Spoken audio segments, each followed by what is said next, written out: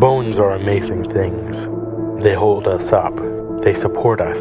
They make us strong. But bones have other uses. In the past, bones were thrown by diviners seeking out the mysteries of the future. Now the bones are cubes, made of plastic or resin, but they still reveal things to us. As they fall from our fingers and rattle across the table, the story becomes clear.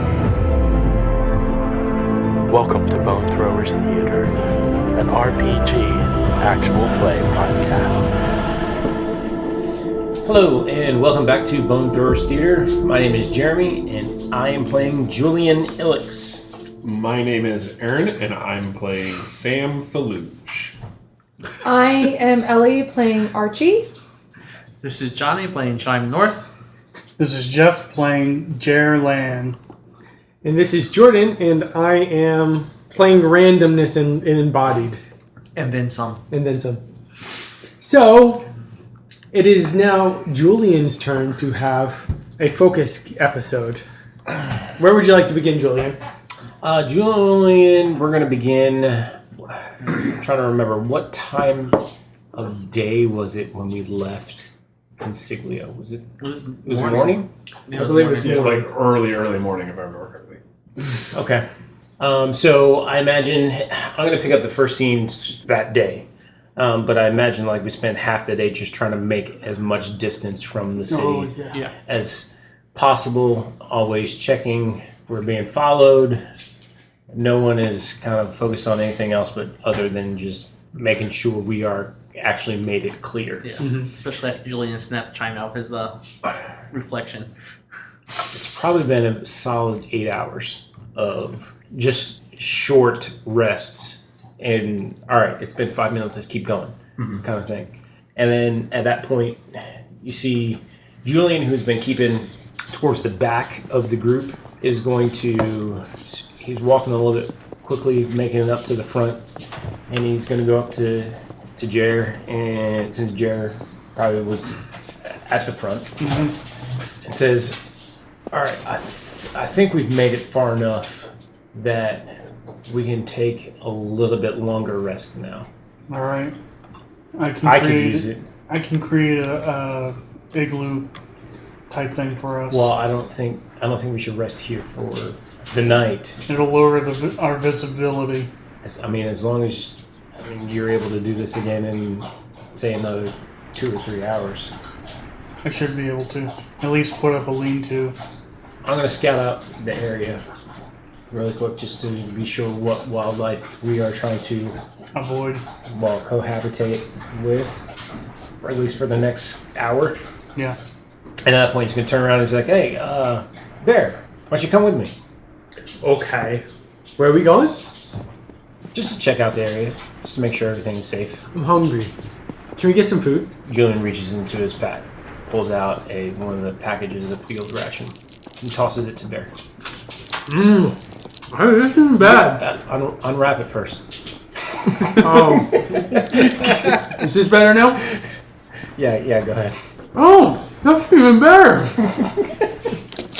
So, it goes off with Bear. Okay. So he's like, so, Bear. Uh-huh. Yeah? As you probably heard me say, and a couple others said a bunch of times, we don't really know a whole lot about you and not you specifically, but you as the type of being that you are. And how you guys actually work. So, explain this to me. You have Serrani as part of you now as well? I'm carrying her. So, at one point, Serrani was speaking through you. You have like a switch where you can, I'm going to be Bear now. Oh, I'm going to be Serrani now. Oh, I'm going to be the elemental now. Is that how that works with? Oh. You are powered by an elemental. Yeah. You know that.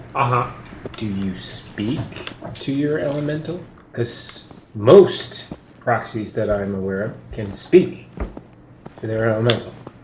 Except for the old guy, for some reason. I'm just trying to understand this because the reason we're in our predicament right now is because of these elementals. I don't know if it's really kind of speaking. Sometimes I just feel like I need to go somewhere, or I need to eat something, or I need to play with a toy. Like, we call you Bear. Uh-huh. Where does that come from? I like bears. Do you know who named you Bear? I just thought I've always had the name Bear. Haven't you always had the name Julian? Yes, I have. Yeah, so it's like that. But, okay, let me put it to you this way. Your friend, Archie, sometimes doesn't say he is Archie. Sometimes is saying there's somebody else. Sometimes Sam says that grown-ups can lie. Sam's not wrong. Not on that one. And sometimes Sam is somebody else, too. You didn't even notice that. I think Sam's a little different. Yes, Sam is a little different. in several different ways. Sam is different, yes. I've had a crumb. You got any more of that? Field rations? Is there any way that I can talk to Serrani? Hello, Julian. And it's Serrani's voice. Serrani, for androids, how does this relationship with the elemental powering you work? I mean, some humans can speak to their elementals. Is that the case with androids, that there is the programming side of you, which has a personality, and the elemental side, and they coexist? Memories are stored in the central processing unit. A elemental can choose for a time to experience a certain way of life. But that doesn't necessarily mean that they always stay with the same chassis. So just like in humans, they choose to take up different hosts. Humans, yes, in the broadest of senses. Human hosts believe that they are willing. Well, yes, because you delineated the difference between coexisters and subjugators. Something that I've been trying to tell everybody for years, that I don't think that humans are the ones choosing. Right. But in the same regard, we don't have much of a choice either. We as in... Androids. I mean, yes, we have our own memories and everything like that, but we need power. We need some sort of energy source, some sort of divine spark. So there is a difference between the machine consciousness and the elemental. There is. Now, what makes the difference in a coexister and a subjugator? Are those the only two factions of elementals? The Or only you two guys- on this planet. The only two you have to be worried about. Do we have to be worried about two or just one? Just one. So, coexisters and subjugators only deal with organic life. The relationship of elementals with organic life. So, mechanical life is a different matter entirely. But androids are, from what I've seen, are a combination of both mechanical and organic. We consider ourselves primarily mechanical. But you need organic life to sustain you. I mean, this kid eats like nobody's business. Software programming. He doesn't actually need to eat. No. Alright. His model is specifically designed to give the coexisting elemental the sensations of being an organic child. One of those design choices that is involved is that organic children have to eat a lot because they are always growing. But you get the idea. Okay. So, in order for him not to have to eat, you would have to have that change in his programming. Correct. One more thing. I know where we're going. Both Katari and Archie can get help for what's going on with their elementals. Mm-hmm. It's pretty clear to me that we've got the elemental in Archie is not, according to you, is not the elemental that was designed to be put in Archie. The chassis, as you say, was designed to have a different type of elemental than the one currently. Archie's model was specifically designed for water elementals. Another difference. Archie has displayed evidence that the elemental is taking control and has referred to not tolerating coexisters. Oh, So, here's my point. Looks like you elementals have an issue within your own ranks, and it is affecting us humans. I think I've already acknowledged that. I'm saying there's an opportunity for you guys to step up and do something about it before humans are forced to take control and do something about it. You won't like the way we choose to do some of those things. I really hope, for the sake of coexisting, that you're right and we can get these answers from this animal preserve. I don't think that'll be a problem. Like I said, I hope so. One more thing I want to try. And Julian takes out a shovel and starts to scrape away some of the snow till he gets to the dirt. Mm-hmm. He's like, stand in that. Okay. Going to try and see if he can use an android to connect to an elemental. Or does it have to be a human component? Because he hasn't ever tried that before. To his knowledge. Well, yes. So, I mean, doesn't matter what I roll, you could... What's the target number? For Earth would be 9. 11. We don't seem to make a connection at this point. Okay. Just to be clear, as a human, some humans have extra abilities of their own. You're aware of that, right? I am. Okay. I can talk to elementals. For some reason, I can't talk to yours or connect to yours right now. Interesting. Interesting.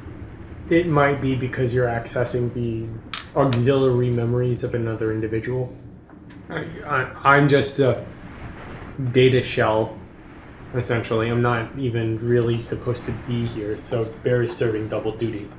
So Bear was in the driver's seat. There might be a difference, but he also has his memory overtaxed at the moment. Okay. With just my presence. And we've been doing this all while just walking in a perimeter around. Okay. Julian hasn't been noticing any threatening animal evidence. So it's like, all right, I think we're good here. Let's go back. Okay. Hey, I'm hungry. You're right, kid. I'm gonna start starving Bear. You notice a day later he's taking all the food away from Bear.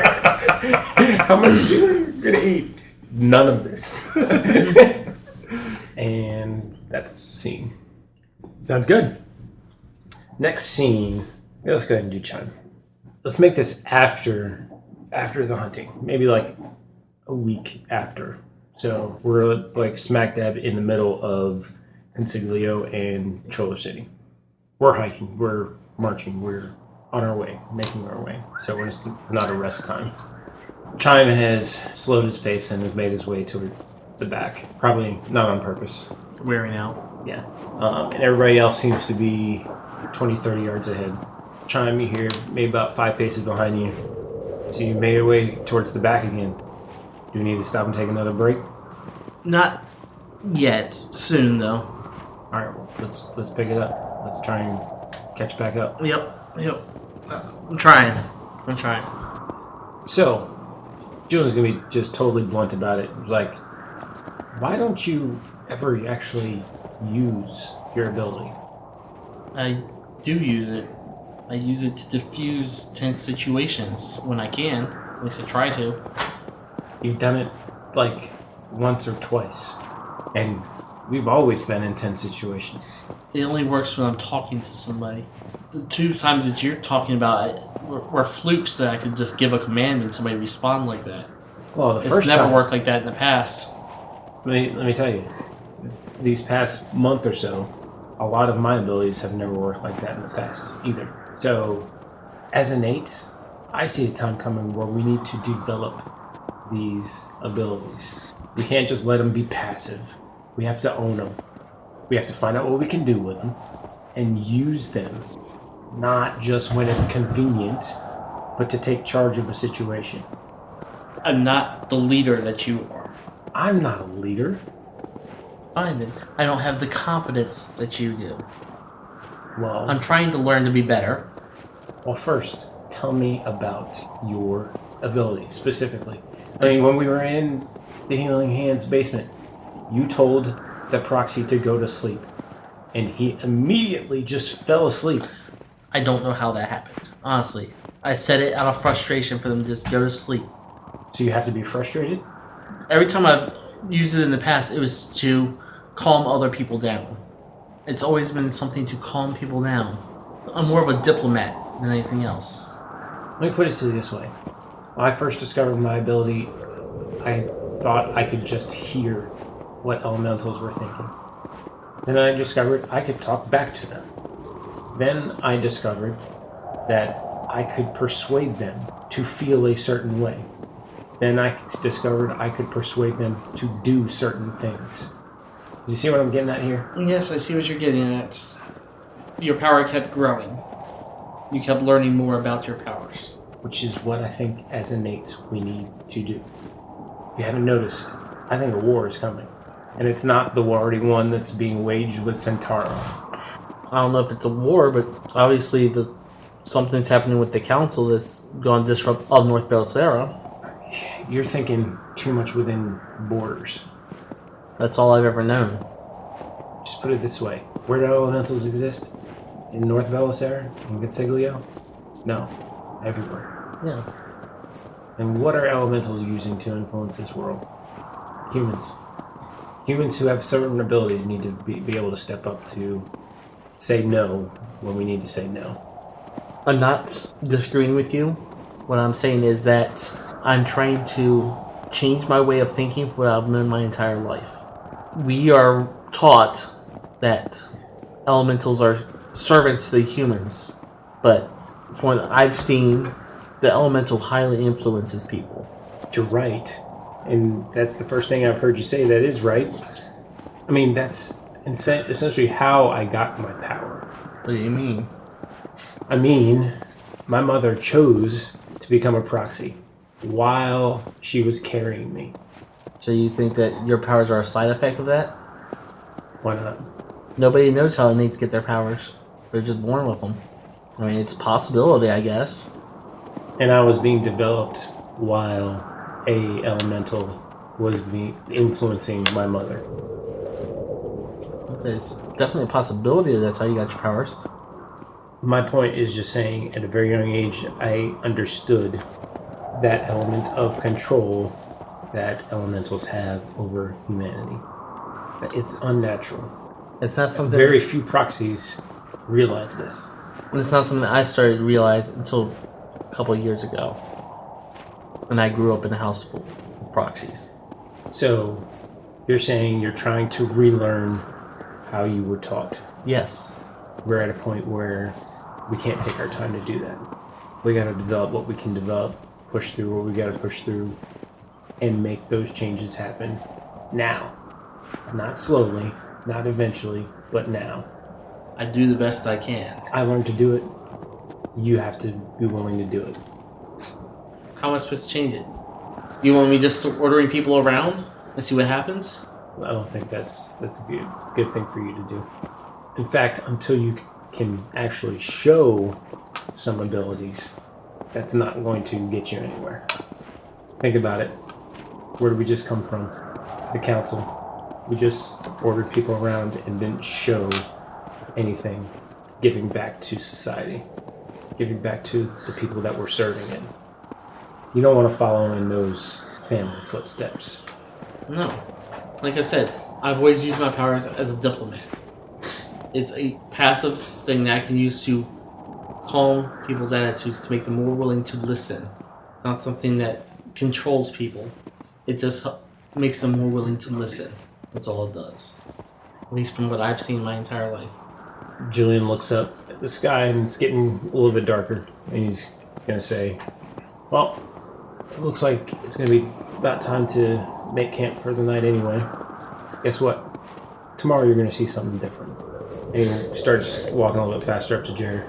And you hear just talk back over his shoulders like, training starts tomorrow. Sounds like the end of the scene. Mm-hmm. Yep. let's go ahead and take a quick break there, and we will continue on with the Julian-focused episode right after this. Hey there, my name's Anthony, and I run an actual play podcast called Deep Fried Dice, where we play role-playing games. On Deep Fried Dice, we like to explore our imaginations and tell strange stories in alternate worlds, funny fantasies, and sort of epic fiction. Twice a week, we play games using genres and systems on the less traveled side of role-playing in the hopes of showing off the flexibility this hobby can provide. If you like tabletop games, bad jokes, and hearing stories, then come listen to us at www.deepfrieddice.com. Alright. Yeah, another scene I want to have is, I haven't really decided whether it should be Julian with Sam or Julian with Shade. It can be both. I mean, you can't really disconnect one from the other. Apparently, Shade can. Yeah. That was... So we'll start it with Julian's going to approach Sam. Roll for Shade. 6.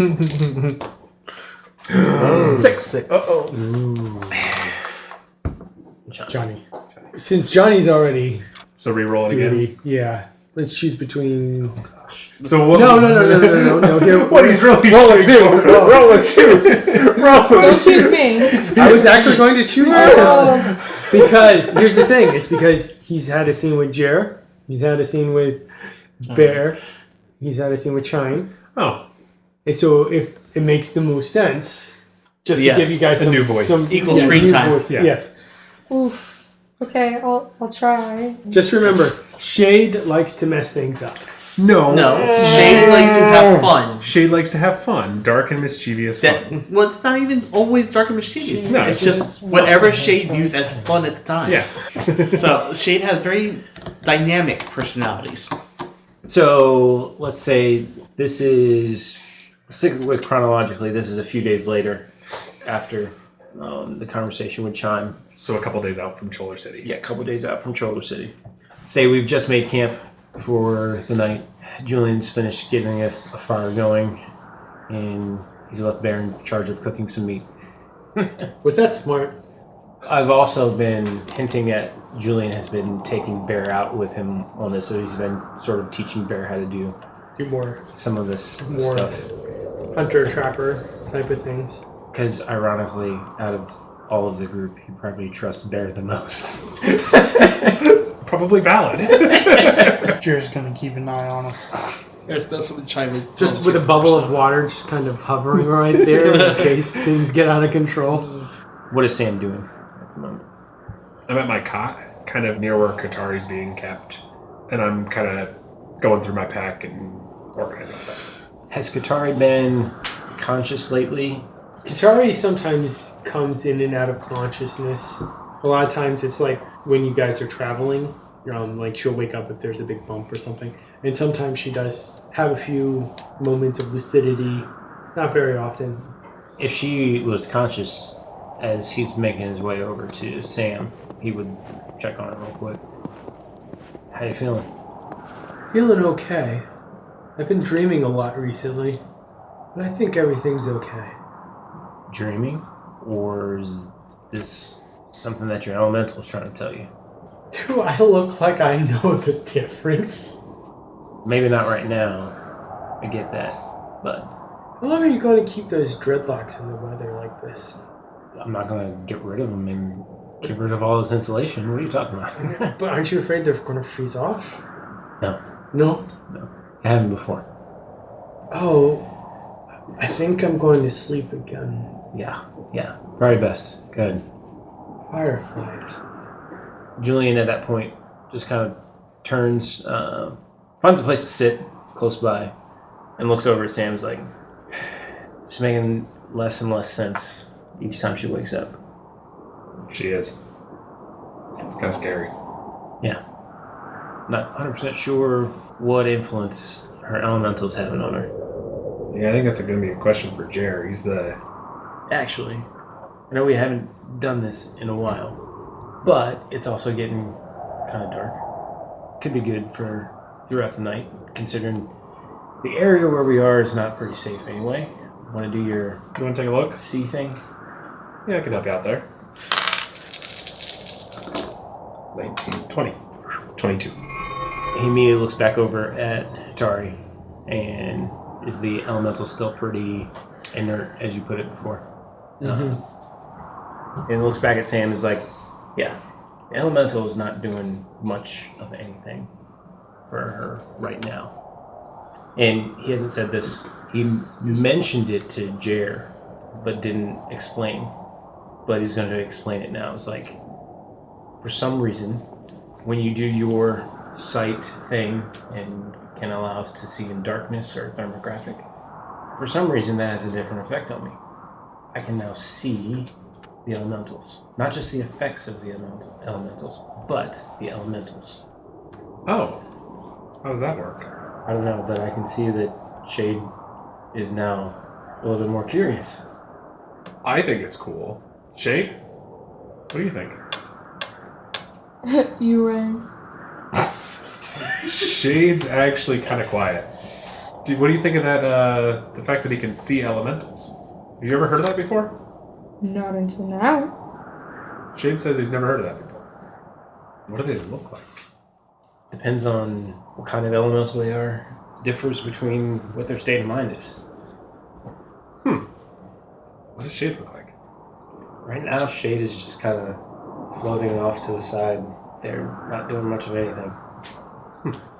Before, Shade has been tendrils reaching down into every fiber of your nervous system. I'm bored at the moment. Shade has been this like ominous figure riding on your shoulders before. I think you've missed the parts when I've been the one riding on Shade's shoulders. It's true. All this to say that there seems to be, as the android put it, Sarani, when she was talking through Bear, Okay. classified elementals as coexisters and subjugators. I don't think that I'd be that surprised. Okay, but you can see that there is benefit to humanity from the idea of coexisting and not subjugating. Yeah, like living like Shade and I live. We coexist. But it seems like Shade, according to how it has been laid out, would be in the camp of the subjugators. Even though the two of you may coexist, the overall goal of Shade as an elemental, maybe to coexist with you, specifically you, but in regards to the rest of humanity, Shade, not coexist. are you a coexister or a subjugator? Seems like your friend is a little too curious about my positions. Shade says he keeps politics to himself. He said I was the curious one. Curiosity killed the cat, my friend. Yes. Guess what? What did Shade say? Just that politics are private. But they're never private. You should know this. We just came from a part where politics, even when they're forced to be private, have very public ramifications. Right, but it's not like the elementals are starting a new country or anything.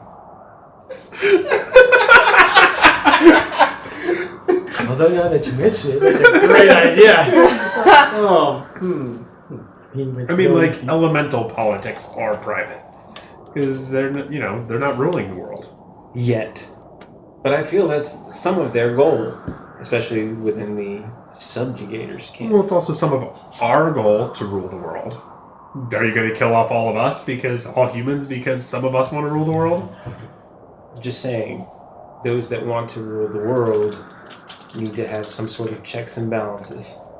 Like murder and death? No, it doesn't need to go to murder and death. Let me emphasize that. It doesn't need to go to murder and death. Sometimes it has to. Does it? When there are no checks and balances for the people that, or let's say, the entities that would impose their will on the world. So, what I'm hearing is that since you are worried they're going to attempt to impose their will, you're not going to kill them just because of your worry, but if they were to attempt to, you would defend your life. But you're not going to go all retribution because of your theories. How would that be any different than what we just came from? From what I remember, everything we just came from, every step we took was defending our livelihoods. Every step we took, yes. What about every step the council was taking? What was that defending? Their livelihoods? So when the cost of your livelihood is stepping on the heads of those beneath you? I'm not saying they're in the right. I'm just saying that maybe there's a better way. Which is what I'm trying to get at. It seems like my view. Shade, looking at the entity of Shade, Yes. is that those that would subjugate those beneath them to maintain their livelihood, there is a better way. I think we're in agreement on some of that. Sure, we are. And Shade agrees too. Don't tell him lies. If Shade really agrees, If. then Shade may be more of a coexister than Shade is willing to admit. If. Be interesting to see. Interesting. I'll also be interested to see what more can happen when elementals and innates use their abilities together. That would be fun to learn. Well, I think I smell that the meat is about done. I need to go over there before Bear eats it all. Oh, this looks so tasty. It's a good call. We're going to go ahead and call that the scene. All right. I want to throw a wrench into something because so far we've all stopped at the Troller City moment. Mm-hmm. I want to do something past that. You're going to determine what outcome came out of the Toller City thing? Maybe not. The scene is going to be in the mountains. It's going to be Chine, Julian, Katari, and Archi. Okay. We're going to pick it up like it's in the middle of something that has just gone down. So it's in the mountains.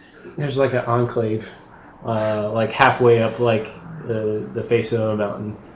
It seems to be snowing pretty heavily. The scene picks up. Julian, Katari's in there in the enclave on a stretcher with Chime and Archie, and Julian is coming, rounding back around the corner, like rifle, like ready, and he like rushes back into the enclave, and he's out of breath. He says, "I went back up as far as I could. There's no sign of him." Sign of who? And he's gonna be like, Archie, are you Archie now again? Yes, I've been Archie. And he just shakes his head at Chime. Well, like, Katari's safe. Katari's safe. Sam should have made it down by now. Okay? Haven't seen him. And then Jerr and Bear, hopefully they've made it all the way down I hope so. by now. Who is Jerr? Oh my goodness, we gotta get to the Channel Preserve. Yes, we do. What is the last thing you remember, Archie? Been walking for several days, weeks, I don't know. It's been weeks. Pulling along this chick behind me. You don't even remember her name. Katori or Tari or something. Katari. Oh, well, right. there you go. It's going even faster this time. Yeah, it's getting bad. All right, so Getting bad. okay, all right. Remember this, okay? The short kid, Bear. BR. Okay? BR. That's you keep saying that. Saying what? He says his name is Bear, not BR. Yeah, his name's Bear. Look, we can't rely on its memory. We just You can't. want to call me Itch one more time? I don't know who you are, so I have to say it. Archie. This minute. Yes, this minute is Archie. 5 minutes ago, it wasn't. Right? But it's no use in telling you who you were because 5 minutes from now you won't remember this. Just remember Bear. Just remember Bear. The kid. Stick with the kid. All right. Where is he? Hopefully down There. You lost Bear? No, we didn't lose Bear. Is it safe for us to go out there? Well, let's do this. The two of you take Katari, head down the path, try and catch up to Jerr and Well, Bear. On that note, I've been looking at this sled we have Katari on. I've made a few minor modifications. We can essentially, all four of us can ride on it down the hill. Yeah, but we're not leaving Sam. No, we're not.